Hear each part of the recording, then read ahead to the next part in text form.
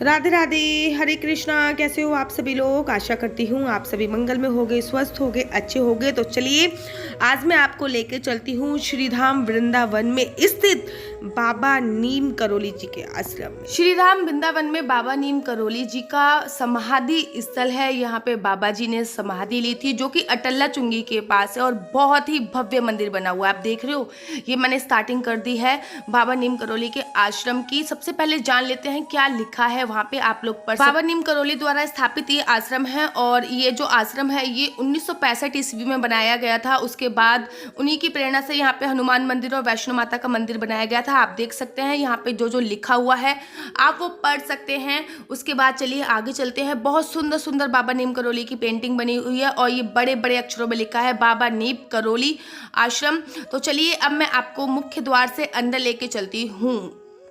ये यहाँ का मुख्य दरवाजा है, यहाँ से एंट्री करते हैं और दरवाजे के ठीक सामने ही विराजमान है पवन पुत्र हनुमान जी। यहाँ की लीलाएं तो अपरंपार है और सुंदरता, इतनी सुंदरता है इस मंदिर की, देखते ही चार चांद लग जाते हैं। सबसे पहले आप यहाँ पे आइए और स्वतः ही बाबा नीम करोली के समाधि स्थल से पहले हनुमान जी के दर्शन कीजिए। मंदिर निर्माण किसने कराया था वो जानकारी दी हुई है। हनुमान जी के दर्शन कीजिए और एक बार मेरे साथ जोर से जयकारा अवश्य लगाइए। बोलिए पवन पुत्र हनुमान की जय, बाबा नीम करोली की जय, हर हर महादेव। अब आप मेरे साथ भी पवन पुत्र हनुमान जी की परिक्रमा अवश्य कीजिए। पवन पुत्र हनुमान जी की 3 परिक्रमाएं होती हैं, तो मैंने भी 3 परिक्रमा करी हैं। ये जो आगे चल रहे हैं ये मेरे माता जी हैं और पिताजी हैं, तो मैंने भी 3 परिक्रमा करी। आप भी 3 परिक्रमा मानसिक करके पुण्य प्राप्त कर सकते हैं। आप देखिए बहुत ज्यादा स्पेस यहाँ पर है। बाबा नीम करोली का कोई छाया पत्र चाहते हैं या फिर चित्र चाहते हैं, कोई प्रतिमा चाहते हैं या फिर कोई बुक चाहते हैं, पूजा की सामग्री चाहते हैं, तो यहाँ पे एक ये दुकान भी है जिसको पूजा शॉप के नाम से जाना जाता है। एंट्री के साथ ही ये दुकान है, आप यहाँ से ये सामान खरीद सकते हैं। जैसे ही आप एंट्री करोगे वहाँ पे आपको एक शिवलिंग जरूर मिलेगा, उसके दर्शन अवश्य कीजिए। और दर्शन करने के तत्पश्चात ही आते हैं पवन पुत्र हनुमान जी, फिर वहाँ के आपको दर्शन करने हैं और आप 5 कदम ही आगे चलोगे, ज्यादा नहीं 5-10 कदम चलने के तत्पश्चात ही आपको मिलेंगे पूरा का पूरा राम दरबार। यहाँ पे है, राम दरबार के दर्शन अवश्य कीजिए। अद्भुत छवि है, ऐसी छवि जो आपके मन को बहा जाएगी, ऐसी छवि कि देखकर आपके मन में प्रशंसा आ जाएगी। स्माइल करती हुई छवि है और साथ ही के साथ इस मंदिर की भी आपको 4 परिक्रमा अवश्य करनी है। यहाँ पे जब आप मंदिर में एंट्री करोगे ना, यहाँ पे बाबा नीम करोली जी के बड़े बड़े प्रतिमाएं लगी हुई हैं, बड़े बड़े पोस्टर लगे हुए हैं और ये है परिक्रमा मार्ग, काफ़ी स्पेसियस है। यहाँ पे ये जो माताएं हैं ये हमेशा बोलती रहती है हरे रामा रामा रामा हरे हरे, हरे कृष्ण कृष्ण कृष्ण हरे हरे। तो चलिए अब जल्दी से आप लोग मेरे साथ राम जी की 4 परिक्रमा अवश्य कीजिए, क्योंकि राम जी विष्णु भगवान का अवतार है, इसलिए उनकी 4 परिक्रमाएं करी जाती हैं। और 4 परिक्रमा करने के बाद मत्था टेकना बिल्कुल भी मत भूलिएगा। चलिए अब मंदिर के आगे बढ़ते हैं और मंदिर की सुंदरता, मैंने आपसे कहा ना, मंदिर की जो सुंदरता है वो देखते ही बनती है। इतनी सुंदरता है मंदिर में कि आप मन मोह जाओगे। इस टाइम पे मैं आई हूँ तो पतझड़ का मौसम था, पत्ते बहुत सारे गिरे हुए थे और वो देखिए दूर से दिख रहा है बाबा नीम करोली जी का समाधि स्थल। चलिए वहाँ पे चलते हैं और बाबा नीम करोली के दर्शन करते हैं।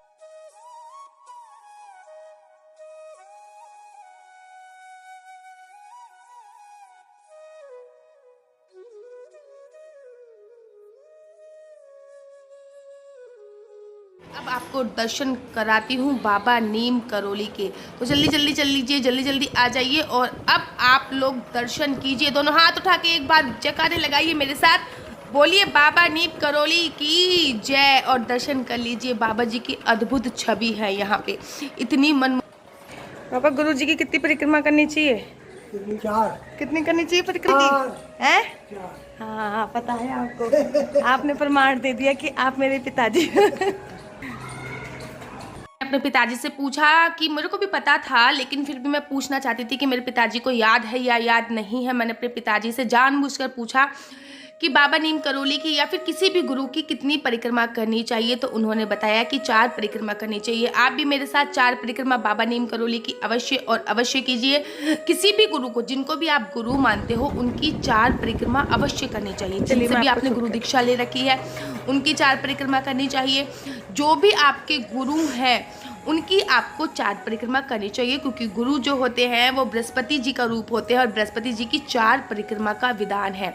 यहाँ पे कमरे भी अवेलेबल है, आप अपनी सुविधा के अनुसार यहाँ पे कमरे पहले भी बुक कर सकते हैं। आप देख सकते हैं यहाँ पे कमरे अवेलेबल। प्राइस क्या है ये मुझे पता नहीं है, आप लोगों को यहाँ पे आके स्वतः ही पूछना पड़ेगा। उस टाइम पे वो खाली होंगे और अवेलेबल होंगे तो वो जरूर और जरूर आपको सुविधा देंगे। वैसे रहने के लिए बहुत उत्तम और अच्छी जगह है। तो चलिए अब मैं आपको लेके चलती हूँ, जिसकी आप लोग बहुत देर से प्रतीक्षा कर रहे थे, बाबा नीम करोली जी के समाधि स्थल पे। यहाँ पे लिखा हुआ है बड़े बड़े अक्षरों में महाराज जी की कुटिया, और यहाँ पे फ्रंट पे ही एक बाबा जी की चरणों के चरण पादुकाओं की छवि बना रखी है, और बाबा जी भी यहाँ पे हैं। बाबा जी की प्रतिमा यहाँ पे मौजूद है, और आप इस तरफ देख सकते हैं कि यहाँ पे बाबा जी का अनमोल संग्रह है। अनमोल संग्रह अर्थात यहाँ पे बाबा जी के वचनों का एक पूरा का पूरा कमरा कक्ष बना रखा है कि बाबा जी कैसे तपस्वी बाबा बने, बाबा जी ने क्या क्या चमत्कार करे हैं, क्या क्या बाबा जी ने गरीबों की सेवा करी है, क्या क्या बाबा जी ने, बहुत सारी बातें। इसके ऊपर मैं दूसरी एक डिटेल में वीडियो बना दूंगी, अगर आपको देखनी है तो आप मुझे बताइए। कि अगर आप ये पढ़ना चाहते हो तो मुझे बताइए। यहाँ पे बाबा जी से संबंधित कुछ सामान भी रखा हुआ है, जैसे कि बाबा जी का ये कंबल भी यहाँ पे रखा हुआ है, और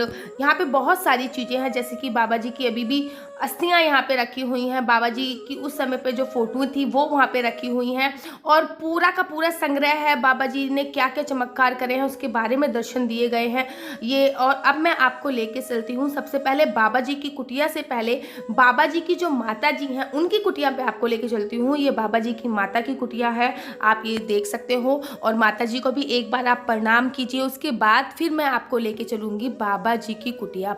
अब मैं आपको लेकर चल रही हूँ एक ऐसे कक्ष में जो लिखा हुआ है कि महाराज जी वृंदावन प्रवास के दौरान अपने भक्तों को यहाँ पर दर्शन दिया करते थे, एवं इस कुटिया में बाबा जी विश्राम किया करते थे। कहते हैं कि बाबा जी आज भी इसी कुटिया में विराजमान है। यहाँ पे मेरे माता पिता उनका ध्यान कर रहे हैं। यहाँ पे ये देखिए कितना स्पेसियस जगह है। और सबसे पहले तो आप दर्शन कर लीजिए, बोलिए बाबा नीम करोली की जय, हर हर महादेव। और यहाँ पे जो फूलों की डेकोरेशन होती है बड़े बड़े अक्षरों में लिखा होता है राम, क्योंकि बाबा जी हनुमान भक्त है और हनुमान जी राम भक्त है। भक्तों की श्रेणी में अगर किसी को रखा जाता है तो वो राम जी हैं। बाबा जी को अष्ट शक्तियाँ प्राप्त थी। बाबा जी के चरणों में आप लोग बारंबार प्रणाम कीजिए, और जब भी आप यहाँ पर आएँ तो कुछ क्षण यहाँ पर बैठकर ध्यान अवश्य कीजिए। इस कमरे में किसी भी प्रकार की फ़ोन पे वार्ता पे प्रतिबंध है, किसी भी प्रकार की बातचीत पर प्रतिबंध है। इस कमरे में साक्षात मौन रखा जाता है। रामायण यहाँ पे रखी गई है,